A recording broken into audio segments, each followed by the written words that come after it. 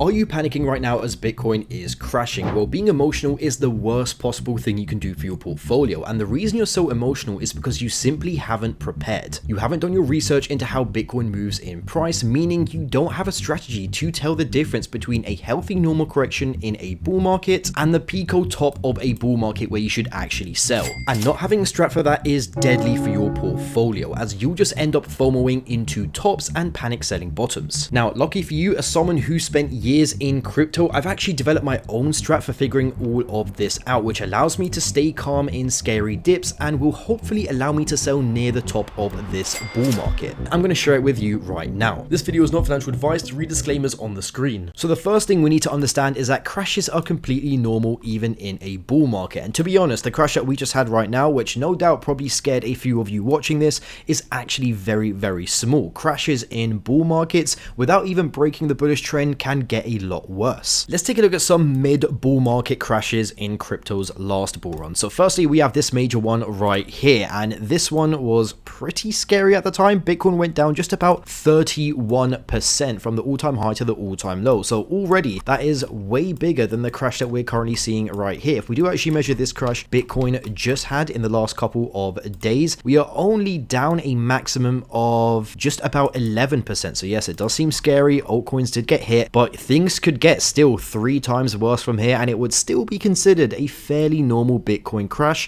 in a Bitcoin uptrend. Let's take a look at some other major crashes as well. Now, what I really like about this 2017 bull market Bitcoin had is that it kind of reminds me of the bull market we're having right now. Right now, Bitcoin is kind of forming this very, very nice parabola, getting steeper and steeper and steeper as we go up, and that is exactly what happened in 2017. You can see this very nice clean parabola that was formed. But what's interesting is that although this looks like a very, very nice smooth parabola, there were some incredibly scary dips during this bull market. So I actually remember this one right here. A bunch of altcoins that were popular at the time, like Neo and Stratus, which were like the Solanas and the Cardanos of today, went down like 80% during these crashes. So people thought the bull market was actually over at these levels, but it wasn't. You know, it was barely even getting started. So this crash alone sent Bitcoin down just about 38%. This crash above it sent Bitcoin down just about 40%. We've got another one right here. This one sent Bitcoin down 30% as well. So those tend to be the sizes of bull market crashes. And if we do see how low, that could bring Bitcoin down. If we are in another,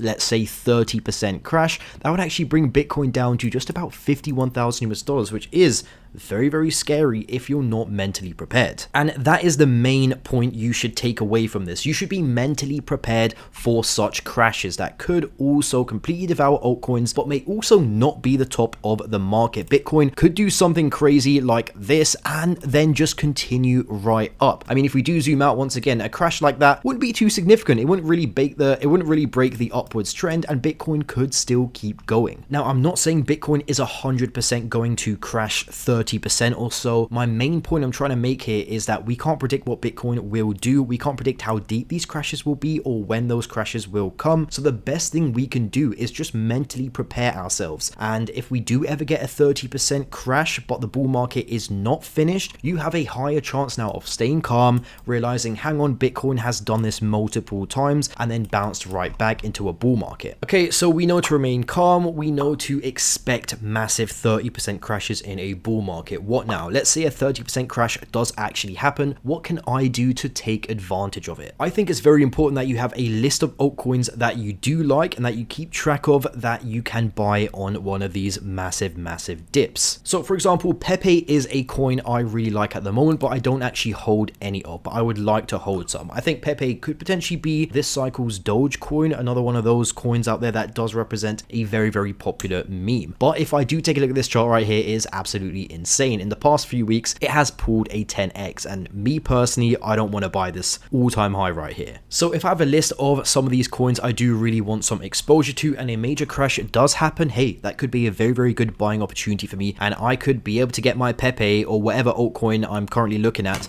a much cheaper price. Now, another thing that is very often overlooked is literally doing nothing. If we do check out some of the coins that did go up, you know, 100x plus, let's take a look at Solana, for example. Solana had many dips. You can see this one right here. It went from 45 US dollars all the way to a low of 23. And I believe this was during one of the major Bitcoin crashes in the last crypto cycle. So if you do truly believe in your altcoin bags, you can simply choose to do nothing. Don't touch your altcoin bags, just keep it there through the dip, and boom. If we are still in a bull market and your altcoin bags are good, it could massively recover like Solana did. Let's lastly talk about swing trading and potentially shorting these dips. And me personally, I don't really like to short anything in a bull market. There's a saying, you know, don't fight the trend. So there's a pretty famous trader on X who actually called this entire dip. You can see this chart right here, literally called it to a T. He said, although he predicts the market will go down, and he was correct on that, he will not short the market. I am not sure. I will not short this. Never short a bull market. I believe we consolidate for the remainder of this month as a healthy and natural retracement. Tis but a speed bump on the road to 200k. Remember, if you drink and drive, wear a condom. Okay, ignore the last part, but in general, fighting the trend is basically just taking the hard path. I mean, if the market is going up, we're in a bull market. If you're looking to short it, you're just going to have a very hard time making money, and you could miss out on a lot of money. Lastly, if you are using leverage, make sure you know what you're doing. If you have a few months experience or years of experience, you've proven to yourself you can use leverage,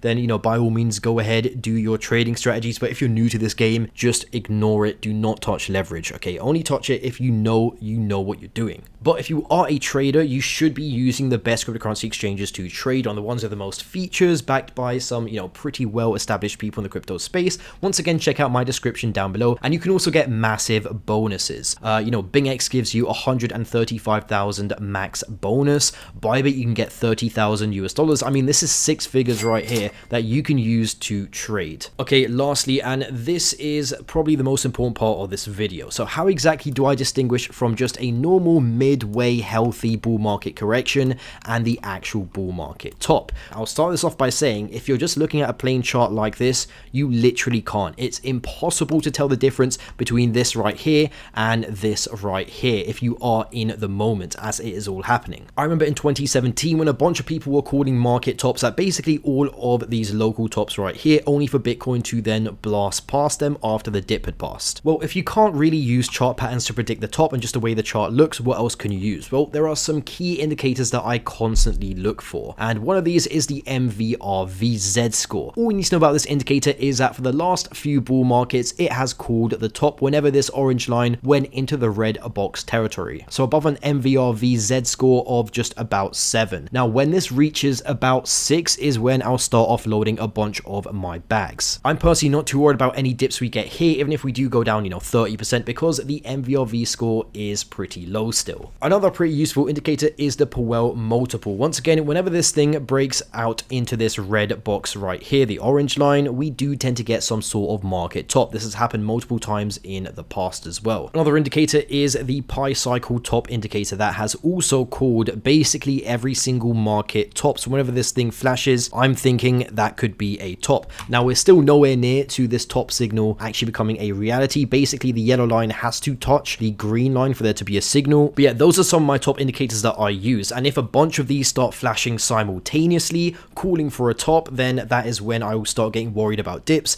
And that's when, in general, I'll just start really heavily offloading my bags and taking risk out of the market. So the truth about this Bitcoin dip in general was that, yes, this dip can get a lot worse. We have seen 30% dips plus in the past, so be mentally prepared for something like that. But as a whole, all of my top bull market signals are not flashing, which means that I personally don't think this is the top of the bull market. So I am treating this dip right here as if it's just a normal healthy correction in a bull market trend. So that basically goes into how I'm thinking about these Bitcoin dips currently. And if you do want to get a more detailed explanation, I have released an exclusive document for all of my Discord members. You can join this Discord completely for free. So check it out and it will tell you exactly how I structure my portfolio, how exactly I'm looking for tops, etc. So that's it for this video. Thank you for watching. And I just want to remind you that nothing in this video is financial advice. This is just my personal strategy that I use to try and predict market tops, and when a dip is just a healthy correction in the middle of a bull market. At the end of the day, the markets are incredibly unpredictable, so maybe some World War III Black Swan event happens which crashes everything completely and stops the bull market. No one really knows at the end of the day, so keep that in mind. This video is not financial advice and I'm not your financial advisor. I'll see see you soon. This video is not financial advice, read disclaimers on the screen.